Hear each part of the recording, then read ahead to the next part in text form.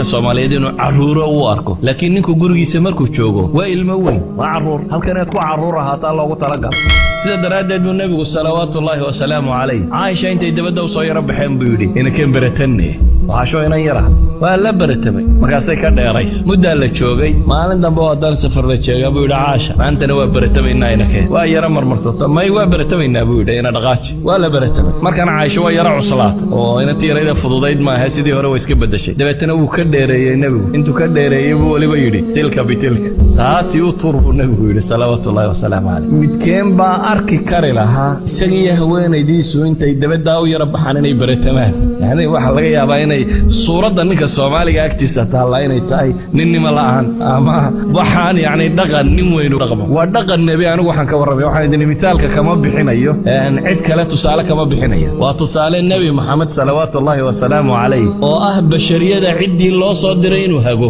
ilaahayba wuxuu abuuray kuwa jecel subhanahu wa ta'ala sida daraadeed ayuu nabigu salawaatullaahi wa salaamu alayhi dhaqama ka muuqanaya muujinaya in guriga kani uu kalgacalkaasi ku dhisnaado sida awgeed buu Aisha maaliku tiri Ilaahay rasuulkiisa hooyanka loo dhamidee kunya bay leeyeen ana kunyo Abdullaahi buu ugu yeedhay Imaam Ahmed xadiiskiisa ku tilmaamay bal markuu u yeedhay uu tarxiimin jiray ya Aisha magaco bad la gooyo magaco in la tuuro in yani magacii haweentu aan la wada dhamayn nus yar inta la sheego inta kalena la iskaga tago kullu dalik waxay sheegaysaa luqadatan iyo qaabkan loo dhaqmayaa inuu yahay qaab mashaacirta la ilaalinayo Aisha inan yara ay xabashida ciyaaraysa waxay tiri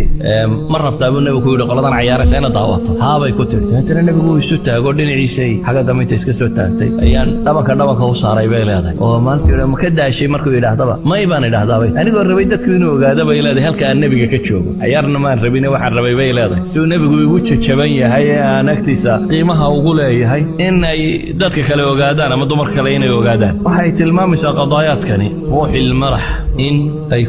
ku jirto inuu nabi Muhammad leeyahay khiyaarukum linisaa'i hadiiskii Tirmidhi Albani saxiix ku tilmaamay waa idinku fiican waa kuwa dumarkooda ugu fiican baabkan waxaad moodaa inaan tilmaamay misaalkii koowaad يعني مفتاح السعادة الزوجية وشركة reerku nin iyo gabadh isku darsadeen shirkada raasumaalka hantida rasmiga ee haystaan ay ku tijaaraynayaan baynu dhawaal xub oo halku ka bilaabo muftaxa kani mafaatixdu waa ilka badan bay leedahay waxay tilmaamaan culimadii kamida ataqaadi in isxisaabinta badani taziid almasaafaat wa bu'da in la isu dulqaato waxyaabo badan isha laga rogo si kalgacalku uu beernaado waxaan ku soo koobayaa guriga muslimka ah waa guri kalgacayl iyo isu uurfayo baan ku nool waa guri naxariis iyo muaamaladii fiicneyd ee nusuusta quraanka iyo xadiisku sheegaysa ihsaan iyo isaar iyo wanaag oo soo dhan jira cadaalad iyo raxmo iyo waxa quraanku sheegayo dhan waayo waa meesha la rabo in lagu barbaariyo ubadka bulshada u soo kacaya oo ubadku inuu guriga ka yimaado isagoo yaqaana macna al-hub iyo dadka kalgacalka loo haynayo naxariista cadaaladda nimirsanaanta afwiga tasaamuxa kullu dhalika nusuusta quraan ee tirada badan la sheegayso ee lagu yiri dadka kala kula dhaqan waxa awla u ah ugu horeeya inaad kula dhaqanto maxay taa nolosha wadaagtaan haweenna waxaan ku soo koobayaa iyada nabi Muhammad wuxuu yiri salawaatullaahi wa salaamu alayhi gabadh baa u timid dabeetana danay lahayd baa ay ka wareysatay markay dhamaysatay wuxuu ku yiri nin ma leedahay haabay isku tihiin buu arrinkiisa saatahay waxaanu taag waaye mooyaane wuxuu u baahay uma meel yeelaba ilaad yani wax kasta in raali galiyaabaan isku daya wuxuu nabigu yiri ku dadaal isaga janniya naartaadii buu nabigu yiri idan haweenayda ninka waxa caan ka ah atakabbur bay dhahdaa iyo alkibriya marka wuxuu isleeyahay armaad dad wax yar samayso lagu yeesayaad hoos u soo dhacday waa cuqdatu naqs raga ku jirta bay dhahdaa cagsiga dumarka bay dhahaan waxa ka asala sulukiyaadka lagu yaqaan al-inaad madaxdaygo ninkan